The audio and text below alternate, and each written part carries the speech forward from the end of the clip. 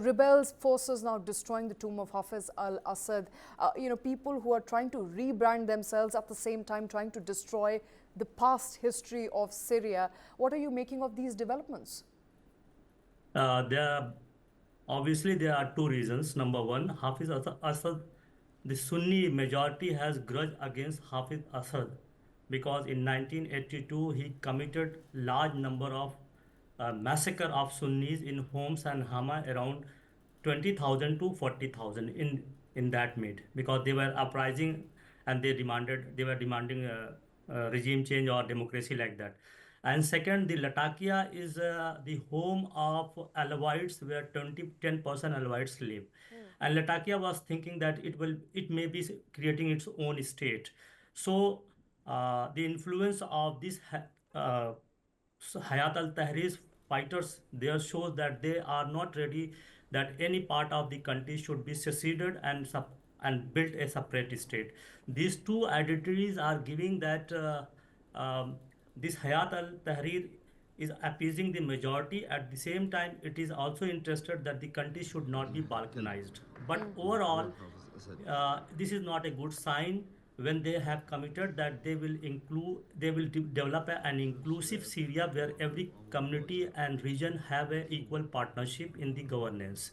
So what I think that if they are not controlling these type of elements, then again there are chances of civil war and chaos in the country, and it may expand further because the foreign forces are more active in terms of uh, creating chaos. While the world has reposited its faith in the current government because there has been a smooth transfer of power from Assad to the new government, more than dozen countries have sent, even the Saudi Arabia and Gulf countries have restored their diplomatic relation, opened their embassies, while United Nations has also said that we are putting Hayat al-Tahrir on a close watch, and if they improve their positions, we will delist the leader of the Jolani from the terrorist and bounties, all these things. But All these right. developments, what is happening here in Latakia or something like that, they are becoming nostalgic and taking revenge.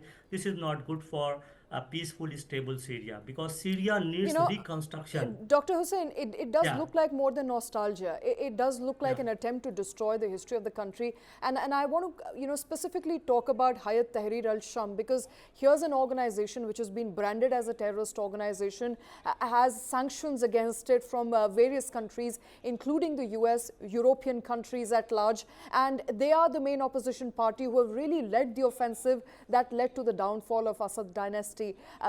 Are you of the belief at this point in time that their rebranding has been successful? Because as you pointed out, lots of agencies, including the UN, are now open to negotiations with Hayat Tahrir al-Sham. But, the moot point is, it is a terrorist organization.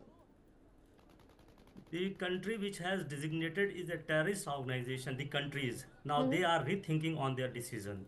Even the United Nations States CNN has taken exclusive 10 minutes interview with Jolani. What does it shows? This shows that the country has some liberal things because they don't want Syria to be destabilized or balkanized. This is not in their interest. So the world wants to give Syria a chance, and this group has shown some resiliency in that direction. If it is proving that it is not, it is going to shun its old habits, though it is very tough to shun old habit die hard. But what they can do of Syria, they can, if they are not giving the largest party, largest group to hold Syria, Syria will plunge into again into chaos and it will be balkanized. And this is not good for the regional stability and peace, because Syria is the cockpit of geostrategic politics of the Middle East, of the Gulf region. If its issues are expanded beyond its border, it will affect Turkey, it will again affect Lebanon, it will affect Saudi Arabia, and it will spread like anything. Chain reaction will take. Okay. So, on the other hand, Israel is also there. It is trying to fish in the troubled water and grabbing more land. So, it is very important at this time, if they show, they commit. For the last 7 years, they have shown, they have said that we are not committing any terrorist activities. But in Idlib, they have strong hand in the ruling administration. So United Nations has said that if you are going to repeat the same type of regime which you have been in Idlib, that is not accepted. Absolutely. While And you know, we've seen yeah, some of that reflection of what HTS is trying to do, as opposed to what, for example, Taliban tried to do with Afghanistan, promised a more liberal regime, but we know of Taliban, and Taliban sticks to what it does. As you rightly pointed out, old habits die hard. In this case, you had a liberal dictator being replaced what we now believe to be an Islamist, fundamentalist, authoritarian regime. Is that something that you're fearful of? yeah, everybody is fearful of that one. They don't want Islamist fundamentalist regime, neither police state, because this will not be accepted by the people of the Syria, because they are habitual of living in a secular, democratic, not democratic, secular country.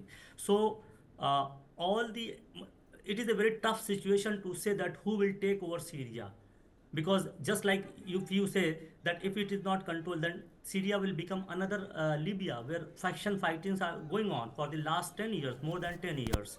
So this kind of troublesome neighborhood will not be desired by the Gulf countries. Saudi Arabia, which is going to hold World Cup in 2035, and several things are going on in this region. Diversification, this needs a peaceful and stable region that can only invite the foreign capital, tourism, all these things. So they are making their last effort to stabilize Syria. Otherwise, they will consider to take some measures, maybe a coalition of military coalition that will take over, that may whatever they want to do, because stability of Syria is very important from Turkey's point of view, from Gulf point of view, from USA point of view. The location, geostrategic location of Syria is very significant, because it is bridging Lebanon.